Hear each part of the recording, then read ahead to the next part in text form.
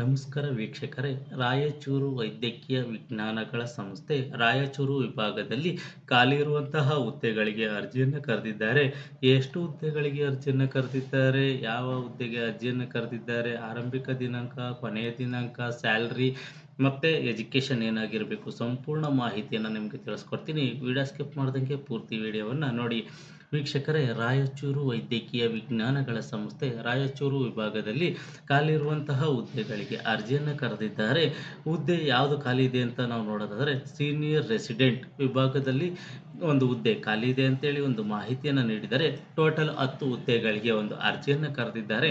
ಈ ಒಂದು ಹುದ್ದೆಗಳಿಗೆ ಸಂಬಂಧಪಟ್ಟಂತೆ ಎಜುಕೇಷನ್ ಏನಾಗಿರಬೇಕು ಅಂತ ನಾವು ನೋಡೋದಾದರೆ, MD-DNB ಪೋಸ್ಟ್ ಗ್ರಾಜ್ಯುಯೇಷನ್ ಯಾರೆಲ್ಲ ಓದಿರ್ತೀರ ಅವರೆಲ್ಲ ಈ ಹುದ್ದೆಗಳಿಗೆ ಅರ್ಜಿಯನ್ನು ಸಲ್ಲಿಸಬಹುದು ಅಂತೇಳಿ ಒಂದು ಮಾಹಿತಿಯನ್ನು ನೀಡಿದ್ದಾರೆ.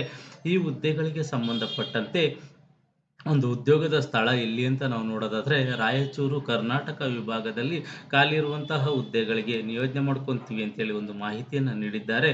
ಈ ಒಂದು ಹುದ್ದೆಗಳಿಗೆ 75,000 ಫರ್ ಮಂತ್ ಸ್ಯಾಲ್ರಿ ಇರುತ್ತೆ ಅಂತೇಳಿ ಒಂದು ಮಾಹಿತಿಯನ್ನು ಸಹ ಇವರು ನೀಡಿದ್ದಾರೆ.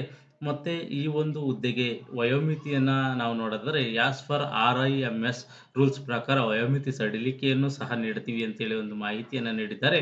ಇದು ಸೆಲೆಕ್ಷನ್ ಪ್ರೋಸೆಸ್ ಯಾವ ರೀತಿ ಇರುತ್ತೆ ಅಂತ ನಾವು ನೋಡೋದಾದರೆ, ಇಂಟ್ರ್ಯೂ ಮುಖಾಂತರ ಸೆಲೆಕ್ಷನ್ ಮಾಡ್ಕೊತೀವಿ ಅಂತೇಳಿ ಒಂದು ಮಾಹಿತಿಯನ್ನು ಸಹ ಇವರು ನೀಡಿದ್ದಾರೆ. ಆಸಕ್ತ ಮತ್ತು ಅರ್ಹ ಅಭ್ಯರ್ಥಿಗಳು ನಿಗದಿತ ಅರ್ಜಿ ನಮೂನೆಯ ಮೂಲಕ ಆಫ್ಲೈನ್ ಅರ್ಜಿಯನ್ನು ಸಲ್ಲಿಸಬಹುದು. ಕೆಲವು ಸ್ವಯಂ ದಾಖಲೆಗಳಿಗೆ ಸ್ವಯಂ ದೃಢೀಕರಣ ಸಿಗ್ನೇಚರನ್ನು ಮಾಡಿ ಈ ಒಂದು ಅಡ್ರೆಸ್ಗೆ, ಅಂದರೆ ನಿರ್ದೇಶಕರ ಕಚೇರಿ, ರಾಯಚೂರು ವೈದ್ಯಕೀಯ ವಿಜ್ಞಾನ ಸಂಸ್ಥೆ, ರಾಯಚೂರು 584102 ಈ ವಿಭಾಗಕ್ಕೆ 15 ಮಾರ್ಚ್ 2025ನೇ ತಾರೀಕೊಳಗಾಗಿ ನೀವು ದಾಖಲೆಗಳನ್ನು ಸಲ್ಲಿಸಬೇಕು. ಖುದ್ದು ಅಥವಾ ಅಂಚೆ ಮುಖಾಂತರ ಅಥವಾ ಇನ್ಯಾವುದೇ ರೀತಿಯ ದಾಖಲೆಗಳು ಅಲ್ಲಿಗೆ ಸಲ್ಲಿಕೆ ಆಗೋ ಥರ ನೀವು ಈ ಒಂದು ಡೇಟ್ ಒಳಗಡೆ ಸಲ್ಲಿಕೆ ಮಾಡಬೇಕು ಅಂತೇಳಿ ಒಂದು ಮಾಹಿತಿಯನ್ನು ನೀಡಿದ್ದಾರೆ. ಈ ಒಂದು ಹುದ್ದೆಗಳಿಗೆ ಸಂಬಂಧಪಟ್ಟಂತೆ ಕೊನೆಯ ದಿನಾಂಕವನ್ನು ನಾವು ನೋಡೋದಾದರೆ, 15 ಮಾರ್ಚ್ 2025 ಕೊನೆಯ ದಿನಾಂಕವಾಗಿರುತ್ತದೆ.